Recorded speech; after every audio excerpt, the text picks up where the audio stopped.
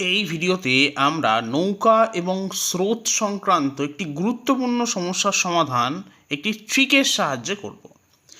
এখানে বলা হয়েছে এক ব্যক্তি স্থির জলে 8 কিমি প্রতি ঘন্টা বেগে সাঁতার কাটতে পারে। সেই ব্যক্তির একটি নদীতে স্রোতের অনুকূলে সাঁতার কেটে কোনো স্থানে গিয়ে আবার সেই স্থানে ফিরে আসতে মোট 64 মিনিট সময় লাগে। নদীর স্রোতের বেগ 2 কিমি প্রতি ঘন্টা হলে স্থান দুটির মধ্যে দূরত্ব কত? এখানে ট্রিকটা হলো স্থান দুটোর মধ্যে দূরত্ব সমান সমান টি into x square minus y square divided by 2x।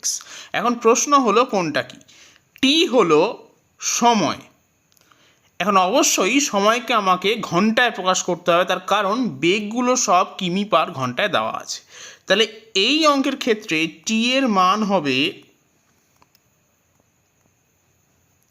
64/60, কারণ 64 মিনিট মানে 64/60 ঘন্টা। এক্স হলো স্থির জলে ব্যক্তির বেগ, তাহলে এক্ষেত্রে এক্স এর মান হবে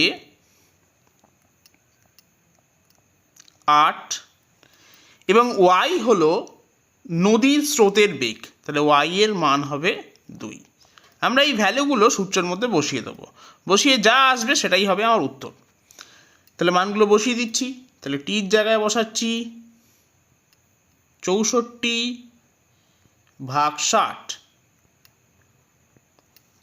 এক্স স্কোয়ার তার মানে 64,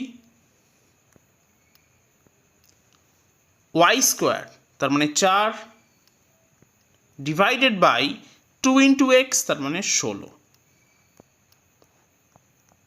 তাহলে 64/60 ইন্টু 60/16, 60 ক্যান্সেল হয়ে যাচ্ছে, 64কে 16 দিয়ে ভাগ করলে আমি পাবো 4।